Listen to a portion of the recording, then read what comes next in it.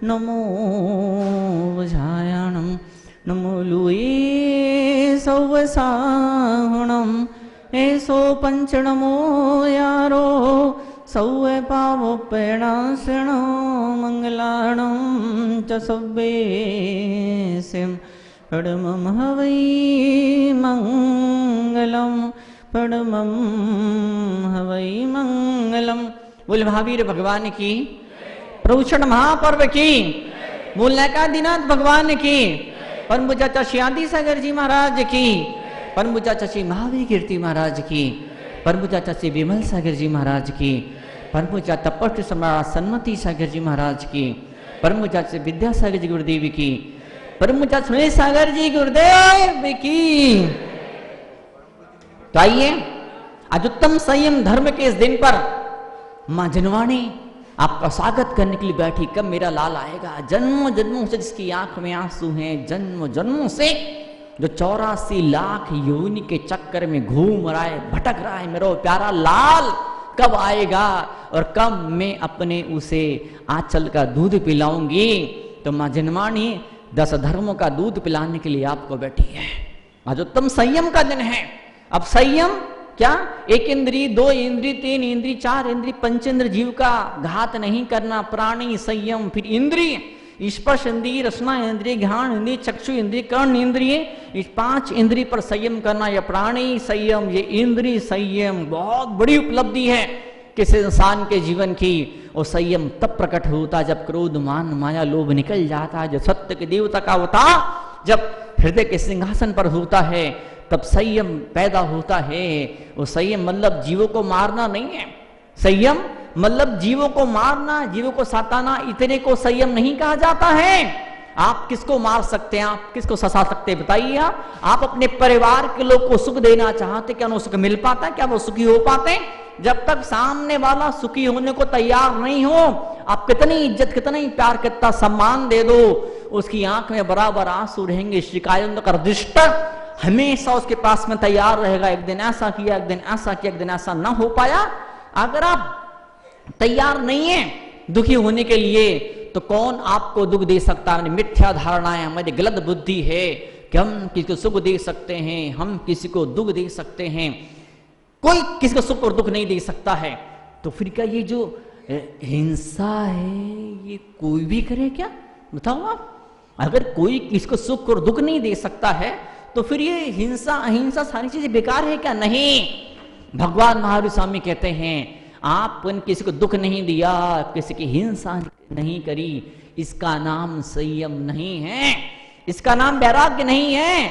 संयम का मतलब होता है आपके मन के अंदर, आपके हृदय के अंदर कुछ ऐसे विचार पैदा हुए जिन विचारों से किसी को दुख हो सकता है, जिन विचारों से किसी की हिंसा हो सकती है। इस विचार का नाम ही असंयम है। और जब ये भाव हिंसा बंद हो जाती है, ये भावनाओं का संयम, ये चीजों को भोगने की इच्छा, ये चीजों को भोगने की इच्छा, लोगों को पाने की इच्छा, लोगों से खुशी, प्यार, प्रेम, सम्मान, ये सब पाने की इच्छा है, बस इसी आशा तृष्णा को मारने का नाम संयम हुआ करता है। यूं कहें इस आशा तृष्णा को एक सही दिशा में मोड़ दिया जाता है। जब धर्म आध्यात्मिक ऊंचे शिखरों पर कोई इंसान जब चढ़ने की तैयारी करता है, जब वो अध्यात्म के सबसे ऊंचे शिखर पर पहुंच जाता है, तो उस मौके पर जिन्हें हम तीर्थंकर परमात्मा कहते हैं, जिन्हें महान आचार्य कहते हैं, ऐसे महान आचार्य लिखते हैं कि संयम रतन संभाल, विषय चोर बहु फिरत है। कई सारे लोग इस फिराक में बैठे हुए हैं। किस तरह से आपकी तपस्या का, त्याग का, वैराग्य का, आपकी भक्ति का कचूमर और सत्यानाश किया जा सके। अब तो वैज्ञानिकों ने ऐसे से केमिकल, ऐसे से रसायन बना लिए हैं, एक बूंद मात्र आपको पिला दी जाए तो भयंकर कामुक हो जाएंगे, बलात्कार तक आप कर डालेंगे। धर्मात्मा जीव ऐसे केमिकल बन गए हैं, इतना जिंदगी भर से प्रसन्न खुश रहने वाला इंसान, उसको मात्र एक बूंद उस केमिकल की दे दी जाए तो इतना भयंकर भड़क जाएगा, गुस्सा हो जाएगा कि सामने वाले के हाथ पे तो डाले, उसका मर्डर भी कर दे।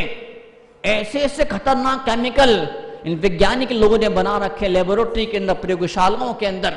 दुनिया भर के बड़े खतरनाक और बड़े भयंकर केमिकल बना रखे हैं कि एक बूंद अगर दे दी जाए तो मन में सुसाइड करने की भावना पैदा हो जाए। और बड़े बड़े जो राजनीतिक लोग होते हैं, जिन्हें बड़े बड़े चुनाव के अंदर बड़ी बड़ी जीत करनी होती है, वो जाने में अनजाने में खतरनाक केमिकलों का प्रयोग अपने विरोधी पार्टी के राजनेताओं पर किया करते हैं। और कभी कभार दुर्भाग्य से पाप का उदय आए तो कभी ऐसे केमिकल का प्रयोग कभी कभार साधुओं पर भी हो जाया करता है। आज हम सब बैठे हैं यहाँ पर, वो क्या कौन कौन से खतरनाक केमिकल विज्ञान ने लेबोरेटरी के अंदर बना रखे हैं, लेकिन कैसा केमिकल जो भगवान महावीर ने बनाया है, कैसा केमिकल जो भगवान महावीर की लेबोरेटरी के अंदर बना है, तपस्या और त्याग के उस गंगा जल से जिसने अभिषेक अपना किया है, उस केमिकल का नाम है संयम। संयम संयम संयम संयम शब्द को हम देखें तो इसमें यम आता है। यम, यम मतलब क्या? मृत्यु का देवता जो मौत घाट उतार देता है, उससे यम कहते हैं। यम, तो वो जो यम होता है वो यम लोग को मौत के घाट उतार देता है, और संयम इस मन के अंधेरे को मौत के घाट उतार देता है। बहुत जरूरी होता है संयम की राह पर चलना, संयम की साधना करना। और संयम को पालन करने वाला से वैराग्य के रंग में रंगने वाला जीव ही एक दिन मोक्ष महल में एंट्री मारने का लाइसेंस या आधार कार्ड, एक्सेस कार्ड प्राप्त किया करता है। कई बार राजनीति में ऐसा होता है, मुख्य मुद्दे को दबाने के लिए छोटे मोटे मुद्दे उछाल दिए जाते हैं, तो कई धर्मात्मा जीव भी ऐसा करते हैं। उस मोक्ष मुद्दे को दबा दिया जाए, उस मोक्ष के मुद्दे को दबा दिया जाए, इसके लिए वो लोग छोटा मोटा व्रत नियम लेते, जिंदगी भर उसी व्रत पर चलते रहते हैं, जिंदगी भर एक कदम आगे नहीं बढ़ पाते, उन्नति नहीं हो पाती है। इस संयम को कहें तो आचार्य श्री समंतभद्र स्वामी ने व्रत कणसा का चक्र अंदर से लिखा व्रत। क्या लिखा है इसका? व्रत। व्रत मतलब क्या? गोला। गोला, गोला, एक गोले के भीतर की दुनिया, एक गोले के बाहर की दुनिया, एक वो जीवन जिस जीवन को आपने बिना किसी संयम के जिया है, भोग विलास में खर्चा कर दिया है, शरीर के सुखों को पाने के लिए खर्चा कर दिया। एक ऐसा जीवन, एक वो गंदा वाला जीवन जो जीवन भोग विलास में खत्म हुआ है, कि ये जीवन जिस जीवन में आपने कुछ पूजा पाठ करी, कुछ धर्म ध्यान किया है, कुछ आत्मा की साधना के क्षण आपने प्राप्त के भीतर की तरफ दृष्टि आपकी गई है, दृष्टि बाहर भटक रही थी, दृष्टि को इन सारी पर्यायों के पार, ये जो बदलने वाले रूप हैं चीजों के, दुनिया के, लोगों के, इन बदलने वाले रूपों के पीछे कुछ ऐसा है जो कभी नहीं बदला है। तो वो क्या है?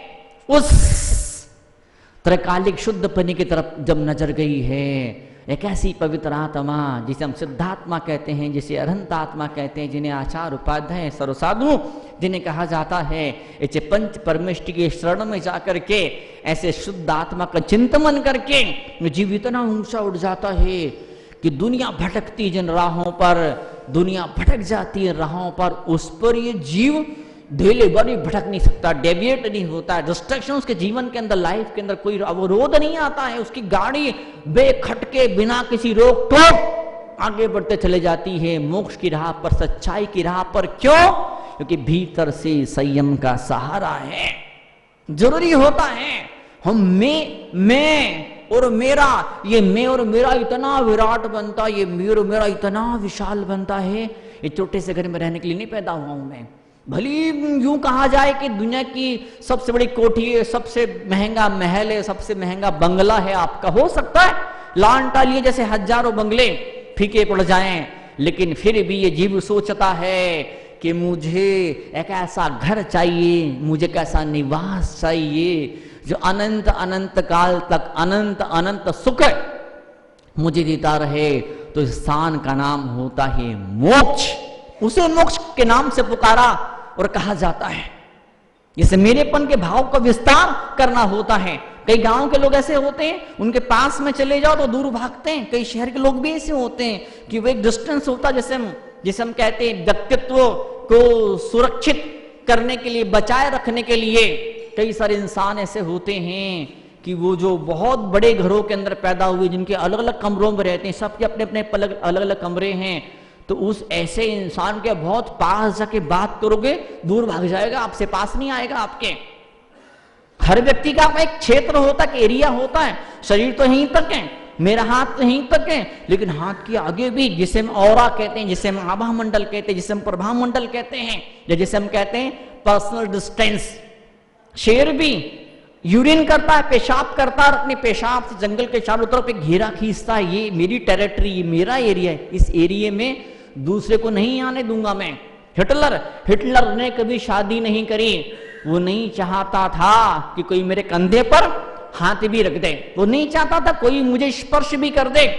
कई सारे साधु महात्मा ऐसे होते हैं, कई सारे राजनेता ऐसे होते हैं, कई सारे बड़े आइकन्स, फिल्मी स्टार, कई उद्योगपति ऐसे होते हैं, आप उनसे मिल नहीं सकते, उनको स्पर्श नहीं कर सकते, उनसे हाथ नहीं मिला सकते हो, एक दूरी बना के वो लोग रखते हैं आपसे। क्यों? उनका अपना एरिया है, उस एरिया में, उस क्षेत्र में आपको प्रवेश करने की परमिशन नहीं है। हर कोई क्षेत्र में घुस जाएगा, हर कोई उनको छू लेगा, तो क्या महत्व रह जाएगा बताइए आप? कोई और छुए ना छुए, लेकिन आज मुझे छूना है, आज मुझे अपने आप को स्पर्श करना है। इस पंचेंद्रिय को ठिकाने पर लगाने के लिए, आंखों को ठिकाने पर लगाने के लिए, जनवाणी को मुझे देखना है, त्रिलोकनाथ परमात्मा के दर्शन मुझे करने हैं। इन कानों को मुझे ट्रेनिंग अगर देनी है, तो इन कानों से उन शब्दों को सुनना जिन शब्दों में आत्मा शब्द आता हो, जिन शब्दों के अंदर उस पंच परमेष्टि की चर्चा वर्णन होता, उन्हीं शब्दों को मुझे सुनना है। और इस मुंह से मुझे वही टेस्ट करना है, इस मुंह से मुझे वही गले के नीचे उतारना है, जिस भोजन को गले के नीचे उतारने से मन में बड़ी भयंकर दिक्कत और असुविधाएं ना पैदा हो जाती हो। मेडिकल साइंस ने प्रूव किया है, जिसे अब जमीकंद कहते हैं, जिसे प्याज कहते हैं, जिसे लहसुन कहते हैं, उन प्याज और लहसुन पर बरसों तक वैज्ञानिकों ने प्रयोग किए और उन्होंने पाया इन वस्तुओं खाने से मन के अंदर भयंकर ईर्ष्या पैदा होती है, नफरत पैदा होती है, असहजता पैदा होती है, बॉडी लेथार्जिक फील होती है, ढेर सारी मन की और भावनाओं की बीमारियां पैदा हो जाती हैं इन अपक्ष पदार्थों खाने से। जहां एक तरफ बाहर की चीजें हमारे मन को उद्वेलित कर देती है, हमारे मन की शांति को भंग कर देती है, तो वहीं दूसरी तरफ कुछ चीजें भी इस बाहर की दुनिया में ऐसी होती है, जो होती तो बाहर की दुनिया में है, लेकिन भीतर बड़ा फर्क और बड़ा चेंज महसूस हो जाया करता है। इंसान जब चीजों को, लोगों को गले लगा लगा करके उन्हीं में सुख मानने की भ्रांत धारणा पैदा कर लेता है, तब आचार्य कुंद जैसे महान आचार्य पैदा होते, वो कहते नहीं, इन पर वस्तुओं से तेरा कोई रिश्ता नहीं है, तेरा कोई लेना देना, तेरा कोई मतलब नहीं है। और जब ऐसे विचार, जब शब्दों को जब जीव हृदय से धारण कर ली, हृदय सुनता है, दिल, कान, इसके रोम रोम में कान पैदा हो जाते हैं। जब जीव के रोम रोम में जब कान पैदा हो जाते, उसका रुआ रुआ जब सुनने लग जाया करता है, फिर घटना होती है, पत्नी वही होती है, बच्चे वही होते हैं, चीजें वही होती है। और ऐसा भगवान का भक्त है, जिसे हम कहते हैं समदृष्टि जीव, उसी दुनिया से संसार में रहता है, पर मोह का बंधन उसे बांध नहीं पाता है। मोह के सारे बंधनों को तोड़ करके एक दिन वो उस परम तत्व में विलीन हो जाता है। जरे परम नी साधना થાય છે, उस परम की साधना पर आगे निकल जाया करता है। आज हम सब बैठे उस परम के, उस परमात्मा की साधना करने के लिए, उत्तम संयम धर्म के पवित्र सिद्धांतों को जीवन में उतारने के लिए। एक सज्जन बैठे थे लेबोरेटरी वाले, मैंने उनसे कहा कि देखो आचार्य गुरुदेव सुनील सागर जी महाराज, जीती जागती लेबोरेटरी, जीती जागती लेबोरेटरी, इस लेबोरेटरी के अंदर देख करके आप मालूम कर सकते हैं कि कहां किस विचार से कितनी शांति पैदा होगी, कितना आनंद पैदा होगा। आप भी प्रयोग करिए, अपने जीवन को लेबोरेटरी बनाइए। कौन सा विचार और कौन सा कर्म मन के अंदर अशांति पैदा कर देता है, और कौन सा विचार और कौन सा कर्म परिवार के अंदर, समाज के अंदर, खास करके मेरी आत्मा के अंदर पवित्रता पैदा कर देता है, उसी विचार का नाम संयम हुआ करता है। और ढेर सारी परिभाषाएं हैं, विभिन्न विभिन्न धर्मों संप्रदायों में त्याग की, वैराग की ढेर सारी महिमा कर गई है। लेकिन महावीर स्वामी यहाँ पर बोलते हैं भाव संयम, भाव संयम, भाव संयम। भावनाओं में जब चीज उतर जाती है कि मुझे चीजों से, लोगों से सुख नहीं मिल सकता है और न दुख मिल सकता है, मेरा स्वतंत्र अस्तित्व है। आप ना चाहे कोई आपको सुख दे दे और आप ना चाहे कोई आपको दुख दे दे, फिर तो आपकी स्वतंत्र सत्ता कहां रही? हूं स्वतंत्र निश्चल काम।